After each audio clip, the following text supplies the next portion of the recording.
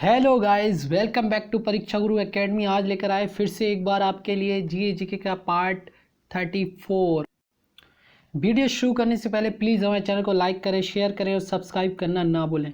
चलिए बिना देर करें पहले पढ़ते हैं। मोटिवेशन थॉट तो आज नहीं ले पाया गाइस, क्योंकि थोड़ा ये जल्दी में पीडीएफ बनी है। ठीक है, चलो शुरू करते हैं। देखते हैं पहला क्वेश्चन, बिना देर करें देखते हैं पहला क्वेश्चन क्या बोलता है। और फास्ट तरीके से चलेंगे विद किसके साथ, डिटेल के साथ। चलो देखते हैं पहला क्वेश्चन क्या बोलता है। हिंदू विधवा पुनर्विवाह अधिनियम कब पारित हुआ? 1850, 1895, 1854 या फिर 1856?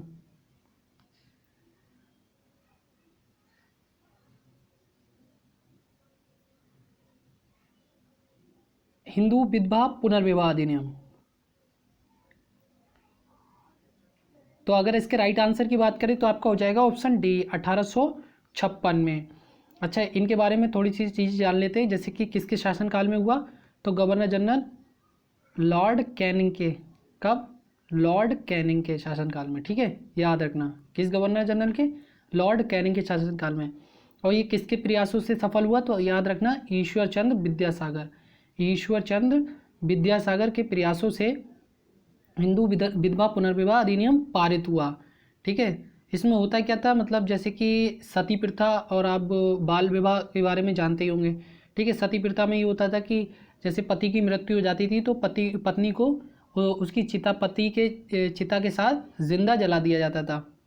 वो हो गया आपका सती प्रथा। हालांकि वो भी इसी से रिलेटेड था। हिंदू विधवा पुनर्विवाह में क्या होता था कि लेडीज़ जो होती थी वो, या जेंट्स जो होता था, वो दूसरी शादी नहीं कर सकते थे। लेकिन ये ईश्वर चंद्र विद्यासागर के प्रयासों से ऐसा सफल हुआ। इसके पीछे भी एक कहानी है। ईश्वर चंद्र विद्यासागर ने पहली बार अपने बेटे की जो इकलौते बेटे की शादी भी किससे की थी? मतलब एक विधवा से ही की थी, ताकि दुनिया को दिखाने के लिए। ठीक है, और सती प्रथा के बारे में आप जानते होंगे। सती प्रथा को किसने किया था? तो आपके राजा राम मोहन राय ने। राजा राम मोहन राय ने ब्रह्मा समाज की जो स्थापना की थी वो सती प्रथा और बाल विवाह के लिए ही की थी। 1828 में जो की थी उसमें उन्होंने क्या नाम है, सती प्रथा का विरोध किया था, जिसमें पति के साथ जिंदा जलाने की प्रथा थी। ठीक है, आगे समझ में क्या था बाकी जानते ही हो आप सारे लोग। क्वेश्चन नंबर 2 क्या बोलता है? कुतुबुद्दीन ऐबक का उत्तराधिकारी कौन बना? इल्तुतमिश, आराम शाह, फिरोज शाह या फिर रजिया सुल्तान? कुतुबुद्दीन ऐबक।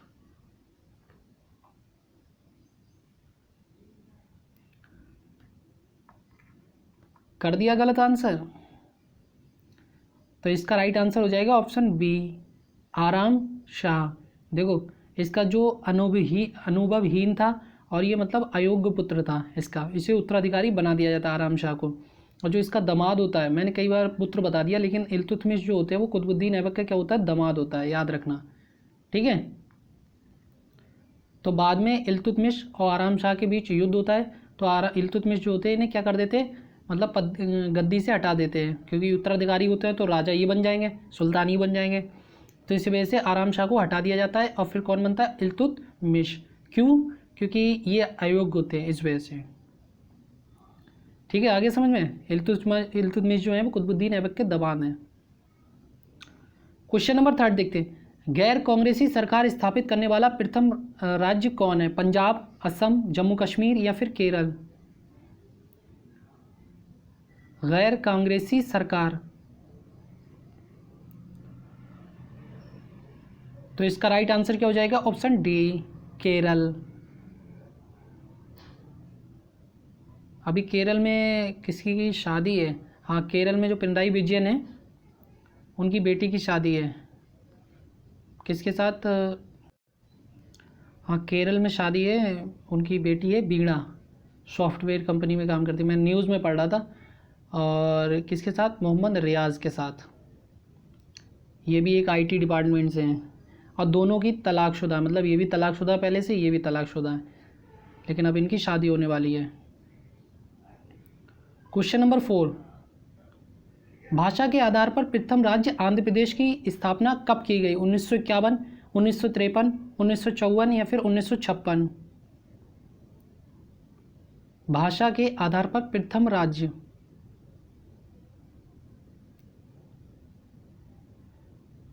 तो इसका राइट आंसर क्या हो जाएगा? ऑप्शन बी 1953 में।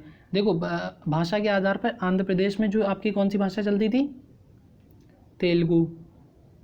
तो तेलुगु भाषा मतलब ये था कि एक क्रांतिकारी थे, आपके क्रांतिकारी कह सकते हैं, धरना प्रदर्शनकारी, कोट्टी करके, कोट्टी श्री रामलू करके, कोट्टी श्री रामलू करके, इन्होंने क्या किया?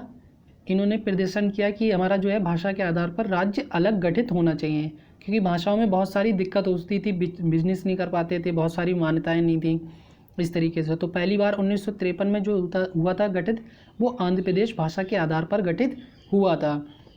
अच्छा, इसके बाद बात करें फिर 1956 में फिर से आया आपका राज्य पुनर्गठन आयोग। इसी के आधार पर सारे राज्यों को जो हैं भाषा के आधार पर डिवाइड किए गए। आगे समझ में? ये था इसका रीज़न। क्वेश्चन नंबर 5, राष्ट्रपति के वेतन में संशोधन कौन करता है? मंत्रिमंडल, सर्वोच्च न्यायालय, प्रधानमंत्री या फिर संसद? देखो अगर किसी के कोई बात समझ में नहीं आया करे तो आप दोबारा से वीडियो देख लिया करो, फिर समझ लिया करो। बहुत सारी चीज़ें ऐसी होती मैं स्पीड से बोल जाता हूँ, आपको नहीं आया समझ में, क्योंकि तो जो है आप दोबारा से देख लिया करो, फिर आराम से समझ में आ जाएगा। तो संशोधन कौन करता है? तो ऑप्शन डी संसद। अच्छा, राष्ट्रपति का वेतन कितना है वर्तमान में? तो 5 लाख, और उपराष्ट्रपति का 4 लाख, ठीक है, और मुख्य न्यायाधीश का 2,80,000, ठीक है, और उच्च न्यायाधीश मुख्य न्यायाधीश सुप्रीम कोर्ट के मुख्य न्यायाधीश का 2,80,000, और अन्य न्यायाधीश का कितना है? 2.5 लाख, ठीक है। सिर्फ मुख्य न्यायाधीश जो अरविंद शरद बोबड़े हैं उनका है 2,80,000, बाकी अन्य न्यायाधीश का 2,50,000। इसके अलावा उच्च न्यायालय की बात करें जो आपका राज्यों में है, तो उच्च न्यायालय के मुख्य न्यायाधीश का वेतन है आपका 2,50,000, और अन्य न्यायाधीश का उच्च न्यायालय के तो उनका वेतन है 2,25,000। कितना? 2,25,000। और आपका अगर बात करें गवर्नर की, जो राज्यपाल है उसका वेतन कितना है वर्तमान में? तो है 3.5 लाख रुपए, 3,50,000। गवर्नर का कितना है? 3,50,000, ठीक है। आगे समझ में? और बाकी अगर प्रधानमंत्री की बात करें तो 1,60,000। इसके अलावा देखो ये खाली एक सैलरी होती है, इसके अलावा बहुत सारे भत्ते मिलते हैं। जैसे राष्ट्रपति जी को खाली सैलरी 5 लाख अलग मिलती है। उसके अलावा इसमें क्या होता है, इन्हें बहुत सारे 5 एकड़ की जो ज़मीन होती है उसके लिए अलग से 1-2 करोड़ मिलते हैं, बहुत सारे मिलते हैं, समझ रहे हैं। इन्हें कहीं जाना होता है तो जैसे कि अब इन्हें सफ़र करना है तो उसका भत्ता अलग मिलता है। अच्छा, सांसद का क्या है कि 50,000 भी बोलते हैं, लेकिन इसके अलावा भी बहुत सारी चीज़ें होती हैं। ये एक्यूरेट नहीं रहता है सांसद वाला मसला थोड़ा सा। सांसद बारे में मैं दूसरी वीडियो में आपको बता दूंगा, क्योंकि सांसद में मुझे भी डाउट है। कहीं मैंने देखा है 50,000 सैलरी दिखाता है, कहीं 60,000 सैलरी दिखा रहा है, तो ये थोड़ा सा डाउटफुल है। सांसद पे अभी छोड़ दो, बाकी जितनी भी बताए मैंने करेक्ट है, ठीक है, आप उन्हें नोट कर सकते हो। चलो देखते हैं क्वेश्चन नंबर 6 क्या बोलता है। नागार्जुन कौन थे? जैन भिक्षु, बौद्ध दार्शनिक, हिंदू दार्शनिक या फिर मुस्लिम सूफी संत? नागार्जुन। तो अगर इसके राइट आंसर की बात करें तो क्या हो जाएगा? ऑप्शन बी बौद्ध दार्शनिक, बौद्ध फिलोसफर बोलते हैं इंग्लिश में। क्वेश्चन नंबर 7 देखते हैं। क्वेश्चन 8 कहाँ गया? चलो कोई नहीं।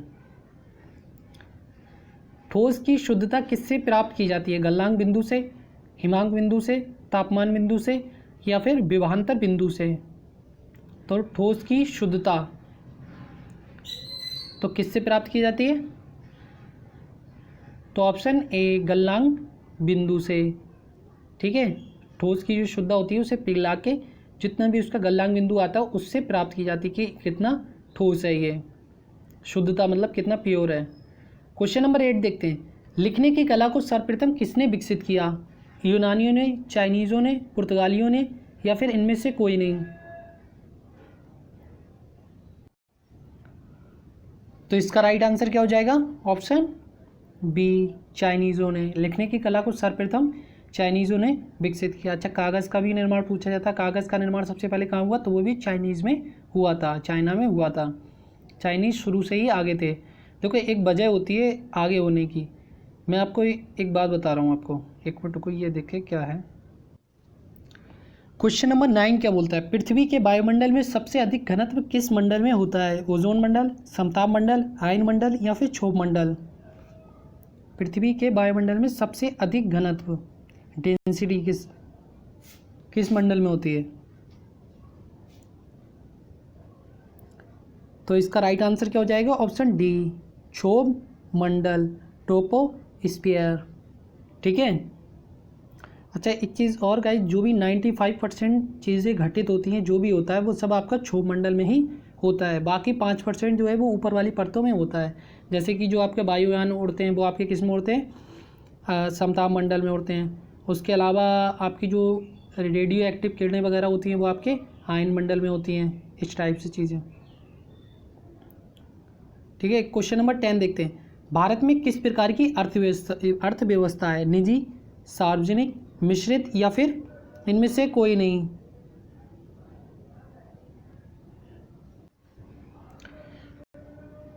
तो इसका राइट आंसर क्या हो जाएगा?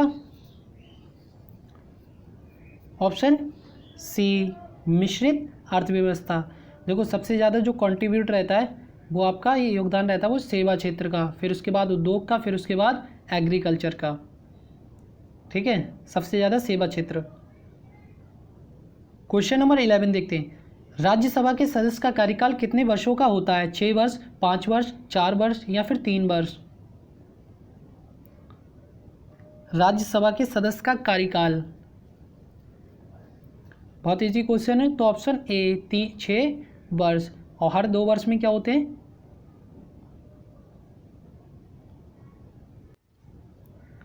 1/3 सदस्य जो होते हैं वो रिटायर होते रहते हैं हर 2 वर्ष में। क्वेश्चन नंबर 12, गेहूं के उत्पादन के लिए न्यूनतम कितनी वर्षा होनी चाहिए? 30 से 40 सेंटीमीटर, 40 से 50, 60 से 70 या 50 से 75? गेहूं के उत्पादन के लिए न्यूनतम कितनी वर्षा होनी चाहिए? तो इसका राइट आंसर क्या हो जाएगा? ऑप्शन डी, 50 से 75 सेंटीमीटर। वीडियो के लास्ट में मैं कुछ चीज़ बताऊंगा गाइज आपको, मोटिवेशन चीज़। ठीक है, ध्यान से सुन लेना। क्वेश्चन नंबर 13 क्या बोलता है, उत्तर प्रदेश राज्य के बाद सबसे अधिक संख्या में लोकसभा के सदस्य किस राज्य से चुने जाते हैं? बिहार, तमिलनाडु, महाराष्ट्र या फिर पश्चिम बंगाल? उत्तर प्रदेश के बाद। तो इसका राइट आंसर क्या हो जाएगा? ऑप्शन सी, महाराष्ट्र से लगभग आपके चुने जाते हैं 48, लगभग नहीं 48 सदस्य ही चुने जाते हैं लोकसभा के लिए। ठीक है। महाराष्ट्र की राजधानी 2 जगह, एक आपका मुंबई, दूसरा आपका नागपुर। विंटर में जो हो जाती है, ठंड में जो हो जाती है आपकी नागपुर हो जाती है। ठीक है। और उसके बाद बात करें महाराष्ट्र के बारे में, तो महाराष्ट्र की जो विधान परिषद है, विधान परिषद के लिए सीटें हैं आपकी 78। ठीक है। लेजिस्लेटिव काउंसिल और लेजिस्लेटिव असेंबली अगर विधानसभा की बात करें तो 288। ठीक है। और अगर बात करें उसकी, आप क्या बोलते हैं, राज्यसभा की सीटों की, तो 19 सीटें हैं। ठीक है, आगे समझ में? एक बार फिर से बता दे रहा हूँ।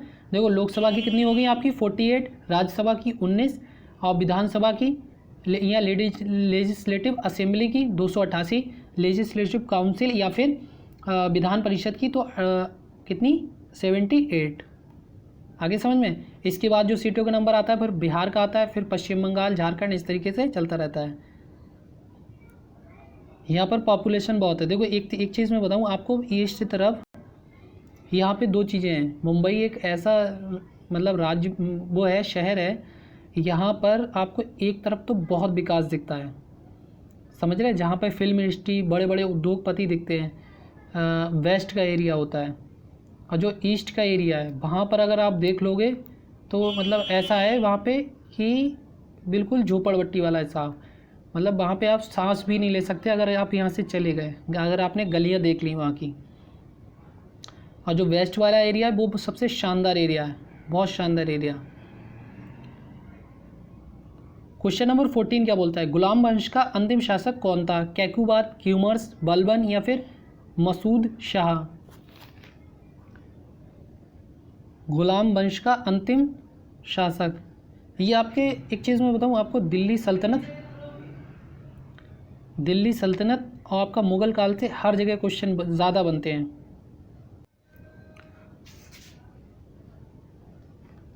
तो अगर इसका राइट आंसर की बात करें तो क्या हो जाएगा, ऑप्शन बी क्यूमर्स। ठीक है, गुलाम वंश का अंतिम शासक क्यूमर्स था। चलो क्वेश्चन नंबर देखते हैं 15। सबसे कम वन किस राज्य में पाए जाते हैं, बिहार, उत्तर प्रदेश, पश्चिम बंगाल या फिर हरियाणा।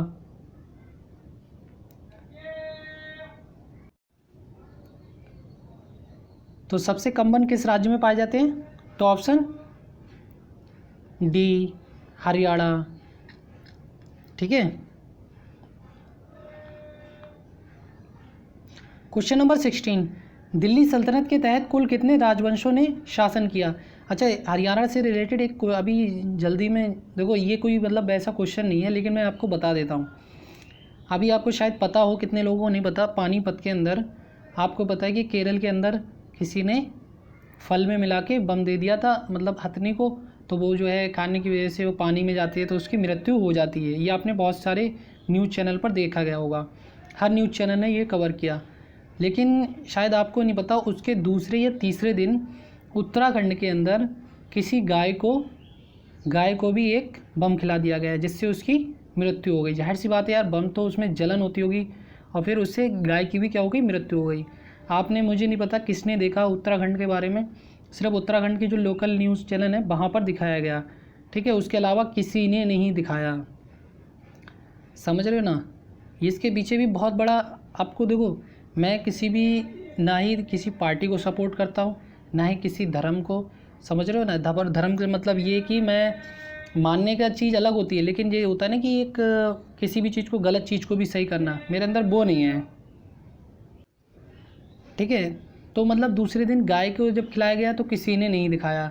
अच्छा, उसके बाद पानीपत के अंदर एक गौशाला थी जहाँ पे गाय वगैरह का देखभाल होती है। तो गौशाला के अंदर 1100 गाय का मतलब 1100 गाय रहती हैं, मैक्सिमम वहाँ पर 1100 गाय रह सकती हैं। इतना बड़ा जो होता है ना, क्या बोलते हैं, जो रहने का डेयरी वेरी होती है वहाँ पर। लेकिन वहाँ पर क्या किया गया, 1800 गाय जो हैं वो एक उसमें कर दी गई, एक डेयरी में 1800 गाय भर दी गई। उससे क्या हुआ, ना उन्हें पानी दिया गया भूख से, या वैसे मान लो 1800 गाय गर्मी की वजह से 80 गायों की मौत हो गई।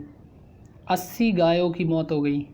आप अंदाज़ा लगाओ, आपको, मुझे नहीं लगता किसी को एक आध को भी पता होगा इस बारे में। क्यों नहीं पता है, क्योंकि अपने यहाँ होती है अंडर रिपोर्टिंग। आप पता नहीं जानते हो इस बारे में, नहीं जानते हो, अंडर रिपोर्टिंग होती है। केरल में क्यों दिखाया गया है, केरल में जो है वो आपको पता है, केंद्र सरकार की सरकार केरल में नहीं है। केरल में जो है वो दूसरा डेमोक्रेटिक करके कोई पार्टी है, पिनराई विजयन की, वो है पार्टी। ठीक है, यहाँ पर क्या है आपको पता है, केंद्र सरकार की बीजेपी गवर्नमेंट है। देखो, मैं किसी को टारगेट नहीं कर रहा, आपको अगर चेक करना है तो पानीपत की न्यूज़ चैनल पर चेक कर लेना, 80 गायों की मृत्यु हो गई। ठीक है, इसका जिम्मेदार कौन है, आप अच्छे से जानते हो। एक गाय को जो वहाँ पे बम खिलाया गया आपका उत्तराखंड में, आप वहाँ पे चेक कर सकते हो, आप देखना कि हाँ ये बात सही है या गलत है। ठीक है, ये होता है। लेकिन उत्तराखंड का भी नहीं दिखाया गया। क्यों नहीं दिखाया गया, क्योंकि आप जानते हो, आप समझदार हो। मैं अब किसी को मतलब टारगेट नहीं, एक अपने हिसाब से जस्ट ह्यूमन के हिसाब से सोचो कि ये ऐसा क्यों हो रहा है कि एक ही हथनी का दिखा दिया, गायों का नहीं दिखाया गया। क्यों नहीं दिखाया गया, अगर वो दूसरी जगह, अगर महाराष्ट्र में होता, जहाँ पे देखो केंद्र सरकार की, ये सभी के अंदर में मतलब होता है। ठीक है, अगर महाराष्ट्र वगैरह या दूसरी जो केंद्र सरकार की अगर सरकार जहाँ पे नहीं होती है, वहाँ पे दिखाया जाएगा ये। और आपको जाने कितने लोगों को पता हो, चलो मैं आई गया मुद्दा तो बता देता हूँ। महाराष्ट्र के अंदर जो आपको पता है यार, ये अच्छा नहीं होता। देखो, किसी को भी लिंचिंग करना ये गलत बात है। महाराष्ट्र के अंदर 3 साधुओं को मारा गया। ठीक है, 3 साधुओं में जब उनकी रिपोर्ट के बारे में पता लगा, सब पे रिपोर्ट हो गई, तो जिसमें से 80 कार्यकर्ता जो थे वो बीजेपी के निकले। फिर बाद में पता लगा उन्हें छोड़ दिया गया। बताओ, ये होता है। कोई भी हो, मतलब मुझे पार्टी नहीं, कुछ भी नहीं, जस्ट ह्यूमन की तरह सोचो और एक अच्छे इंसान की तरह, ना कि किसी पार्टी से रिलेटेड करके। तो मेरा मानना ये होता है, अगर मैं मानता हूँ अगर मेरे फादर भी राजनीति के अंदर चले गए तो मैं उन पर भरोसा नहीं कर सकता। मेरा मानना ऐसा है। पूछो क्यों, क्योंकि राजनीति बहुत गंदी चीज़ है। इस बारे में मैं बहुत करीब से देख चुका हूँ, बहुत करीब से समझ चुका हूँ। अगर मेरे फादर भी राजनीति में चले गए तो मैं उनके भरोसा नहीं कर सकता। अब आप समझ लो कि आप भरोसा किस पे कर सकते हो, किस पे नहीं। क्वेश्चन नंबर 16, दिल्ली सल्तनत के तहत कुल कितने राजवंशों ने शासन किया? 3, 5, 6 या 8? गाइज ये मत करना सर यहाँ पर जो है पॉलिटिक्स करने लगे या बताने लगे। बस क्या है कि मैं आपको चीज़ें बताना चाहता हूँ, क्योंकि अपने यहाँ जो रिपोर्टिंग का वो सिस्टम है ना, वो अंडर रिपोर्टिंग होता है, मतलब कि चीज़ों को छुपाना और ऐसी चीज़ों को बताना जिससे कि हमारी भारत की क्या है छवि ख़राब हो। आपको शायद पता नहीं है कि कितने मतलब 4-5 साल के अंदर भारत देश की छवि बहुत ख़राब हुई है। सबसे ज़्यादा ख़राब हुई है किसी देश की तो वो भारत की है, और 1-2 देश और हैं आपके, ये नाइजीरिया वगैरह, एक नाइजीरिया और एक भारत। क्वेश्चन नंबर 6, इसके क्या होगा इसका राइट आंसर? तो ऑप्शन बी, 5 राजवंशों ने। मैंने इस वजह से बताया आपको ताकि आप देखो, सर्च करो और फिर मालूम करो। क्वेश्चन नंबर 17 क्या है? सबसे बड़ा स्तनधारी मैमल कौन है? ब्लू व्हेल मछली, मनुष्य, हाथी या फिर गाय?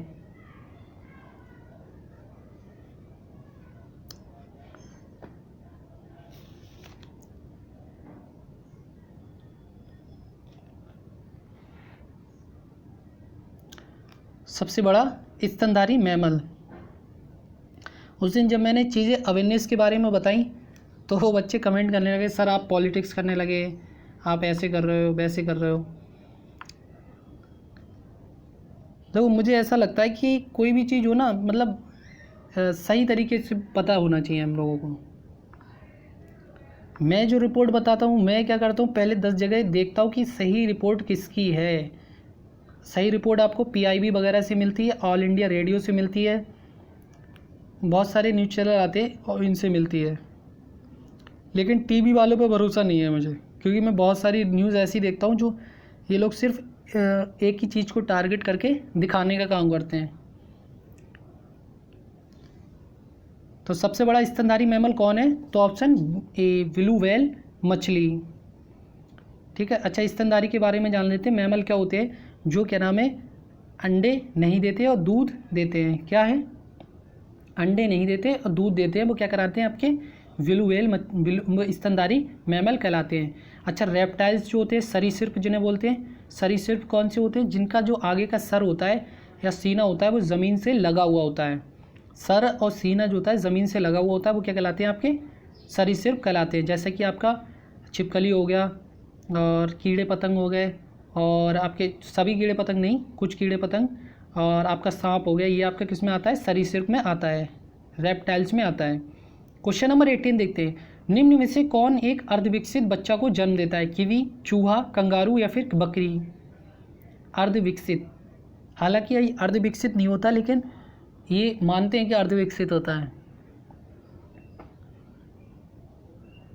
तो इसका राइट आंसर क्या हो जाएगा? ऑप्शन सी, कंगारू, जो कि ऑस्ट्रेलिया का राष्ट्रीय पशु है। अच्छा, इसके बारे में जान लेते हैं। कंगारू जो होता है, जैसे इसे कोई ख़तरा महसूस होता है, ये बच्चे को अपने पेट में छुपा लेता है। ठीक है, इसके मतलब पेट के आगे एक झिल्ली लगी होती है जिसमें ये बच्चे को जन्म दे देता है। फिर उसके बाद जैसे कोई ख़तरा महसूस होता है, ये पेट के अंदर फिर से छुपा लेता है ये बच्चे को। क्वेश्चन नंबर 19, तुगलक वंश का अंतिम शासक कौन था? नसरुद्दीन मोहम्मद शाह, सिकंदर शाह, नसरुद्दीन महमूद या फिर फिरोज शाह तुगलक?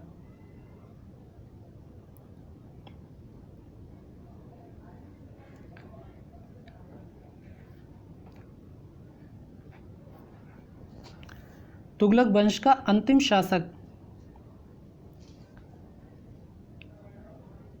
तो इसका राइट आंसर क्या हो जाएगा? Option C, Nasiruddin Mahmud Shah. पूरा नाम है नसरुद्दीन महमूद शाह, तुगलक वंश का अंतिम शासक था। इसी के शासनकाल में जो होता है तैमूर लंग का आक्रमण होता है दिल्ली पर। ठीक है, उसके बाद से तैमूर लंग जो होते हैं वो दिल्ली को जीत लेते हैं, लेकिन उनका उत्तराधिकारी कौन होता है? खिज्र खां, जिसने सैयद वंश की स्थापना की। तो वो तैमूर लंग जो होते हैं वो भारत छोड़ के चले जाते हैं और खिज्र को ही अपना शासन दे जाते हैं। फिर खिज्र खां ने, आपको पता है, सैयद वंश की स्थापना की कब? 1414 से 1451 तक। ठीक है, 1451 तक शासन किया। उसके बाद 1451 से 1526 तक किसका चलता है? आपका लोधी वंश। क्वेश्चन नंबर देखते हैं 20। संगमरमर का सूत्र है CaCO CaCH CaCH CaCO। थोड़ा सा डाउट है गाइस, फिलहाल आंसर अब बता दो। ये आपका CaCa3 है और CaCO3 है और CaCH2 है, CaCH4 है ये और CaCO2 है। अब बताओ, अब आगे समझ में, CaCO3 CaCH2 CaCH4 और CaCa2। तो इसका राइट आंसर क्या हो जाएगा? Option A CaCO3 calcium carbonate. ये आपका संगमरमर का सूत्र है, रासायनिक नाम सूत्र है। रासायनिक नाम आपको क्या पता ही है, कैल्शियम कार्बोनेट। क्वेश्चन नंबर 21 देखते हैं। भारत में आज़ादी के समय कांग्रेस के अध्यक्ष कौन थे? डॉक्टर राजेंद्र प्रसाद, सुभाष चंद्र बोस, JB कृपलानी या फिर महात्मा गांधी? भारत में आज़ादी के समय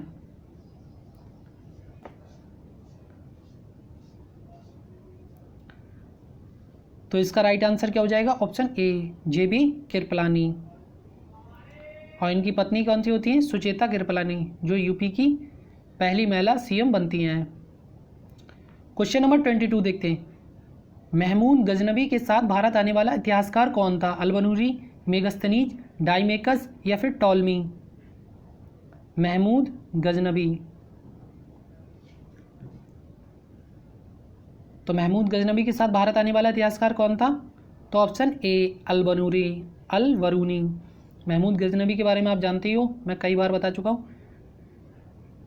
क्वेश्चन नंबर 23 देखते हैं। गुलाम वंश का शासक संस्थापक किसे माना जाता है? आराम शाह, इल्तुतमिश, कुतुबुद्दीन ऐबक या फिर रजिया सुल्तान? गुलाम वंश का संस्थापक, फाउंडर। बहुत इजी क्वेश्चन है, तो ऑप्शन सी कुतुबुद्दीन ऐबक को।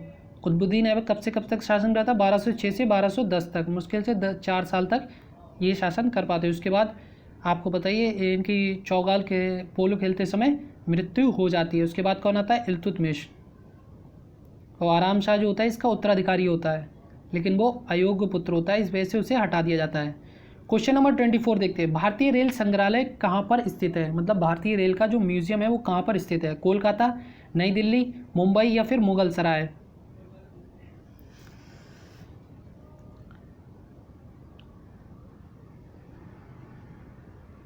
तो भारतीय रेल का म्यूजियम कहाँ पर स्थित है? तो ऑप्शन बी नई दिल्ली। देखो, जब भी आप एग्ज़ाम देते हो, अगर आप कहीं पे भी आंसर पे अटक जाओ कभी भी, तो फिर अगर नेगेटिव मार्किंग नहीं है, अब आपको लग रहा है कि करना ही करना क्वेश्चन, तो हमेशा याद रखना नई दिल्ली लगा देना। चांस ही होगा कि 90% आपका आंसर वो ठीक होगा। ठीक है, अगर आपको नहीं आता है, किसी के बारे में संग्रहालय पूछा हो, कुछ भी पूछा हो, नेगेटिव मार्किंग नहीं है, आपको नहीं पता आंसर पता है तो नहीं लगाना है, तो आप नई दिल्ली लगा सकते हो। क्वेश्चन नंबर 25 क्या बोलता है? कार्ल मार्क्स किस देश से संबंधित हैं? फ्रांस, जर्मनी, यूनान या फिर कनाडा? कार्ल मार्क्स, तो इनके बारे में बात करें तो ऑप्शन बी जर्मनी से। क्वेश्चन नंबर 26 देखते हैं। सैयद वंश के संस्थापक किसे माना जाता है? खिज्र खां, बहलोल लोदी, अल्बुकर्क या फिर मुबारक शाह?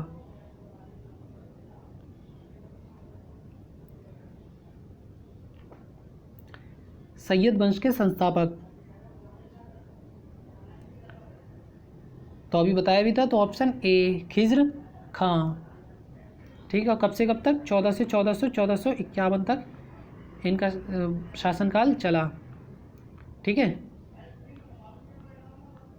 Question number 27। लोदी वंश के अंतिम शासक कौन था? सिकंदर लोदी, इब्राहिम लोदी, बहलोल लोदी या फिर खुसरव शाह? लोदी वंश के अंतिम शासक,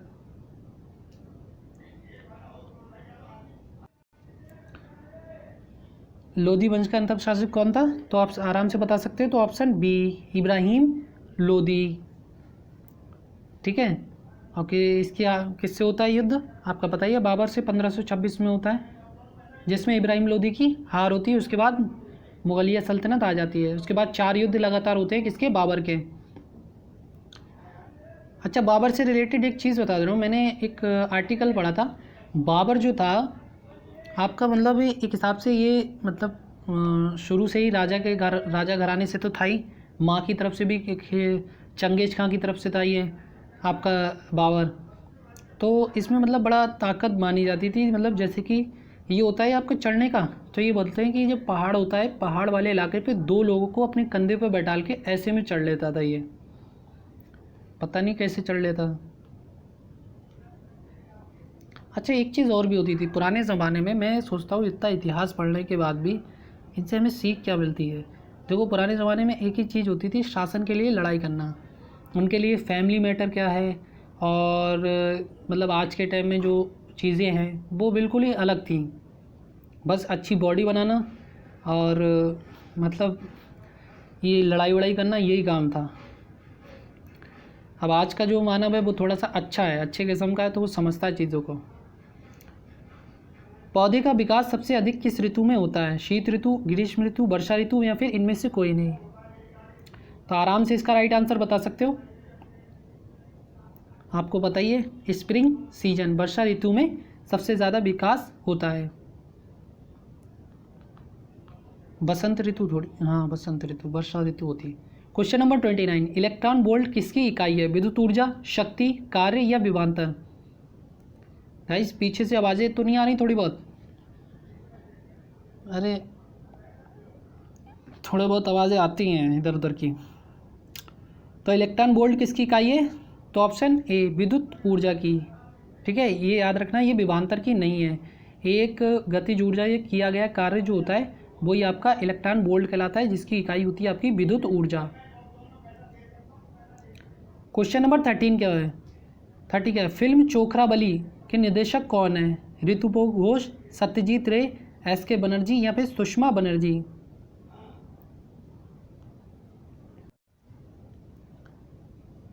तो फिल्म चोखरा बली के निर्देशक कौन है? चलो मैं बता देता हूँ ये आंसर इसका। ऑप्शन ए ऋतुपर्ण दोष होगा। ये क्या होगा आपका? ऋतुपर्ण दोष, ऋतुपर्ण घोष, या दोष बता रहा हूँ मैं। फिल्म चोखरा वाली, डायरेक्टर बोलते हैं। क्वेश्चन नंबर 31, पागल बादशाह के नाम से किसे जाना जाता है? बलबन, इल्तुतमिश, मोहम्मद बिन तुगलक, या फिर सिकंदर शाह लोधी? पागल बादशाह के नाम से,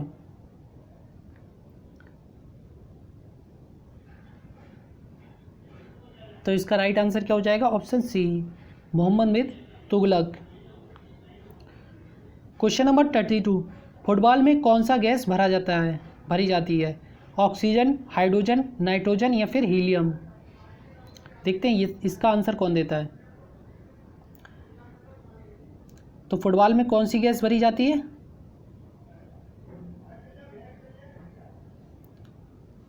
ऑप्शन डी हीलियम गैस भरी जाती है, ठीक है, फुटबॉल में हीलियम गैस भरी जाती है।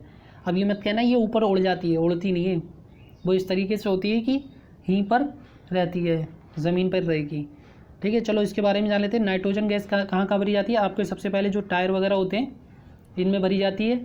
उसके बाद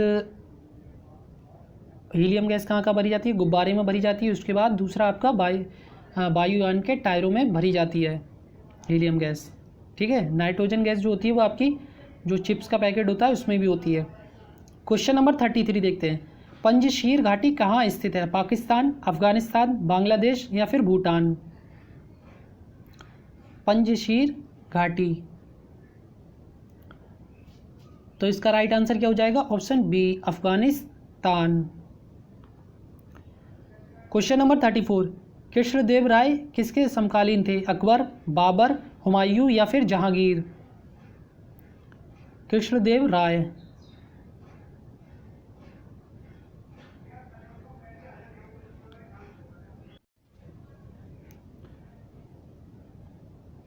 तो कृष्णदेव राय किसके समकालीन थे? तो ऑप्शन बी बाबर के, ठीक है। क्वेश्चन नंबर 35, मालप्रभा परियोजना कहाँ स्थित है? कर्नाटक, पश्चिम बंगाल, राजस्थान, या फिर मध्य प्रदेश? मालप्रभा परियोजना,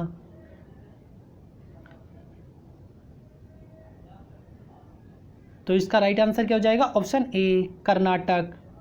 ठीक है, क्वेश्चन नंबर 36 देखते हैं। भारत में संघ शासित प्रदेशों की कुल संख्या कितनी है?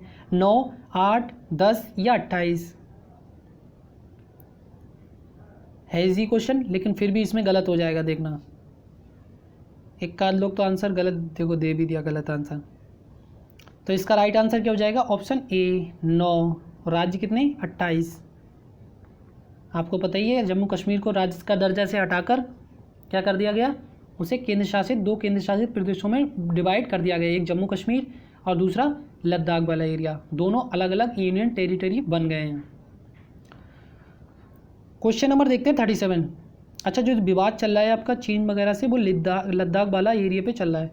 अच्छा, एक चीज़ और बता देता हूँ मैं, जो आपका पेंगिंग करके जो एरिया है, लद्दाख से ऊपर का पेंगजोइंग करके जो एरिया है, वहाँ पर आपने 3 इडियट मूवी देखी होगी, लास्ट में जो सीन होता है वो आपका पेंजिंग एरिया ही है। ठीक है, जो 3 इडियट्स का लास्ट का बिल्कुल सीन होता है, जहाँ पर वो सारे लोग मिलते हैं, वो आपका लद्दाख का पेंजिंग एरिया ही है। ठीक है, यहाँ पर क्या किया है, चीन ने बहुत सारे अपने टेंट वेंट लगा लिए हैं। अभी हालांकि डील यहाँ पे वार्ता चल रही है, लेकिन चीन वाले लोग जो हैं यहाँ से नहीं जा रहे हैं। इन्होंने पेंजिंग वाले एरिया पर अभी मतलब अपने यहाँ यही है कि सही तरीके से पता ही नहीं पाता। अभी मैं देख रहा हूँ तो वहाँ पे टेंट लगे हुए हैं, अब वो वहाँ वाला एरिया नहीं छोड़ के जा रहे हैं। अब सरकार इस पर काम कर रही है कि हम वहाँ पे बहुत सारी चीज़ें अपने बॉर्डर पे बनवा देंगे, जिससे कि चीन वाले लोग इधर नहीं आ पाएंगे।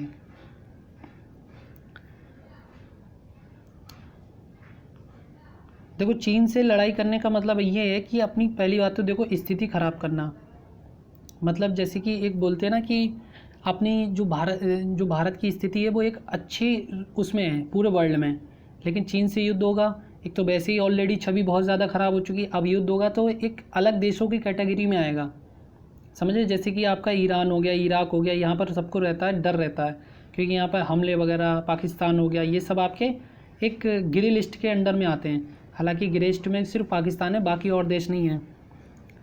ठीक है, ग्रे लिस्ट वो होते हैं जो मतलब आतंकवादी वगैरह को सपोर्टिंग वगैरह करते हैं, इस टाइप से वो ग्रे लिस्ट में आ जाते हैं। ठीक है, और बाकी आपको पता ही है कितना मतलब व्यापार वगैरह होता है, उस पर भी फ़र्क पड़ेगा। तो बस एक ही चीज़ है, आपको क्या करना है,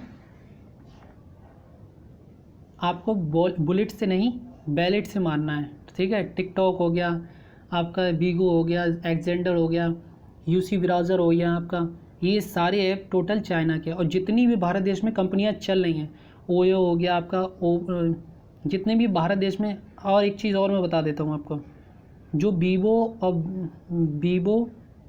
और दूसरा कौन सा आता है यार, नाम नहीं आ रहा उसका, हाँ वीवो और ओप्पो, और आपका एक फ़ोन आता है वन प्लस करके, ये सारे फ़ोन एक ही पर्सन के हैं। ठीक है, आपस में ये कंपटीशन कराता रहता है। ये आपका चाइनीज़ का कोई उद्यमी है, उसकी कंपनियाँ वीवो, ओप्पो और वन प्लस, एक ही बंदे की कंपनियाँ हैं। ठीक है, चाइनीज़ बंदे की, समझ रहे, ये सारी चाइनीज़ कंपनियाँ हैं। आपको पता ही फ़ोन कैसे, MI भी चाइना का है, मतलब समझ लो बहुत ज़्यादा व्यापार जो है वो भारत के अंदर होता है। रेलवे पहिया और धुरी का निर्माण कहाँ करता है? हाजीपुर, कपूरथला, बेंगलोर या फिर बड़ौदा? देखो, मैं इस वजह से बता देता हूँ ताकि आपको अवेयर, आपको पता लग गया कि अब वीवो हो गया, ओप्पो हो गया, वन प्लस हो गया, ये एक ही पर्सन की कंपनियाँ हैं। मुझे इसका नाम याद नहीं आ रहा फिलहाल, वो चाइनीज़ ही है। हम लोगों को लगता है ये सारी कंपनी अलग अलग है, सब एक ही है। भारत वाली कंपनियाँ बेचारी कुछ नहीं कर पा रही है, लावा, क्योंकि भारत में इतना पता नहीं क्या टेक्नोलॉजी के पीछे, ना ही गवर्नमेंट सपोर्ट इतना करती है टेक्नोलॉजी को। अब यही फ़ोन अगर जो चाइना से बन के आ रहा है, अगर भारत के अंदर लावा फ़ोन, मान लो लावा फ़ोन बनने लगे, तो भारत को कितना फ़ायदा होगा इसका। जो कॉस्टिंग वहाँ के देते हैं, आने जाने का खर्चा, बहुत सारी चीज़ें होती हैं, टैक्स देना पड़ता है, तो वो अगर भारत में बनने लगा तो भारत को फ़ायदा होगा, भारत एक्सपोर्ट करेगा तो और फ़ायदा होगा। आप सोचो, लावा हो गया, लावा आपका क्या है, भारत की कंपनी है, कितने लोग चलाते हैं आपको पता ही है। मुश्किल से मुझे नहीं लगता आप अब के टाइम में किसी के पास एंड्रॉयड एक का 1000 में एक के पास फ़ोन मिल जाए, क्योंकि वो फंक्शन, वो चीज़ें, वो ये अपने यहाँ नहीं मिल पाती है टेक्नोलॉजी में। अपने लोग टेक्नोलॉजी में आज भी बहुत पीछे हैं, सिर्फ डिफेंस में अच्छे हैं, डिफेंस में टेक्नोलॉजी में अच्छे हैं, बाकी और टेक्नोलॉजी में बहुत पीछे हैं अभी। क्वेश्चन नंबर 37 क्या बोलता है, रेलवे पहिया और धुरी का निर्माण कहाँ करता है, अभी बताया था मैंने। तो इसका राइट आंसर क्या हो जाएगा, ऑप्शन सी बेंगलोर। ये जो मैं चीज़ें बता रहा हूँ आपके उसके करंट अफेयर्स के लिए बहुत काम आएंगी। इसमें तो आपकी वीडियो जो ऐसी होती है करंट अफेयर्स सभी के लिए काम आएगी। अधिकांशतः मौसमी घटनाएं किस मंडल में घटित होती हैं, आयन मंडल, समताप मंडल, बाह्य मंडल या फिर क्षोभ मंडल।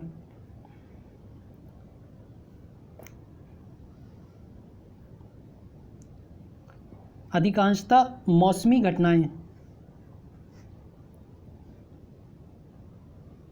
तो इसका राइट आंसर क्या हो जाएगा, ऑप्शन डी क्षोभ मंडल। क्वेश्चन नंबर 39, डीजल इंजन का निर्माण निम्नलिखित में कहाँ होता है, जमालपुर और चितरंजन, वाराणसी या फिर भोपाल।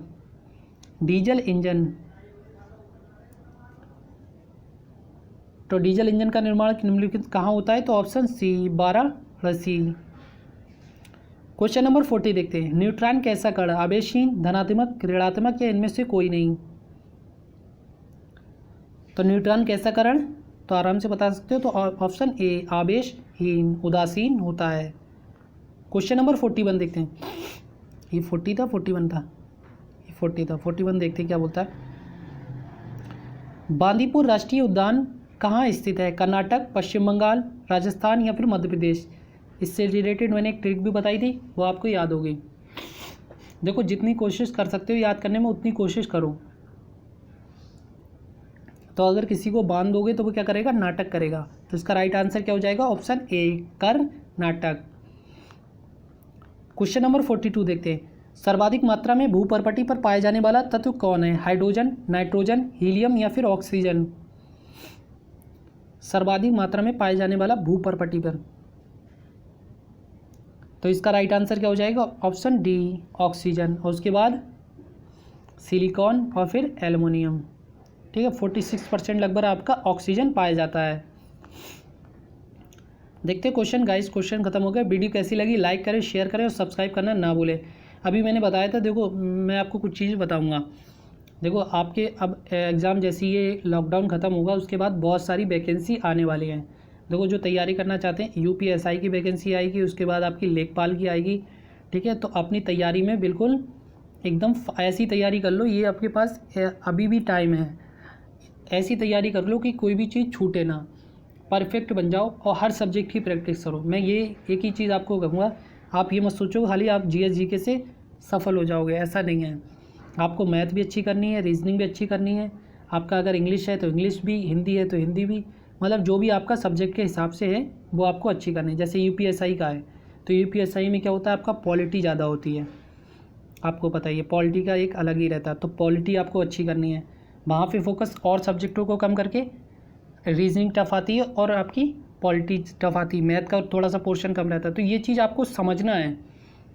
ठीक है, आप जिस चीज़ की भी तैयारी करो तो उस चीज़ को समझ के करो, और एक कोशिश ये करो हमेशा अपना लेवल बढ़ाने की कोशिश करो। आप लोग एक गलती क्या करते हो, मैं आपको बता रहा हूँ, आप तक जो अब तक गलती करते करे, आप क्या करते हो लास्ट टाइम में एग्जाम में, जैसे कि आपके जो साइंस के नोट्स वगैरह होते हैं बने हुए किसी भी सब्जेक्ट के, मान लो आप वो क्या करते हो, थ्योरी पढ़ने की कोशिश करते हो, लास्ट में थ्योरी पढ़ते हो और एग्ज़ाम देने जाते हो, फिर क्या सोचते हो कि अरे हमें तो सब याद है। बस वहीं आप पे गलत हो। जैसे कि मान लो आपने ब्लड चैप्टर पढ़ा बायोलॉजी में, ठीक है, अब ब्लड के बारे में खाली आपने थ्योरी तो पढ़ ली कि ऐसा ऐसा होता है, लेकिन कम से कम यहाँ से 1000 क्वेश्चन इससे बन सकते हैं। क्या आपने प्रैक्टिस किए 1000 क्वेश्चन? नहीं किए। क्यों? क्योंकि आप ये सोचते हो थ्योरी पढ़ी हमारा काम हो जाएगा, ऐसा नहीं होता है।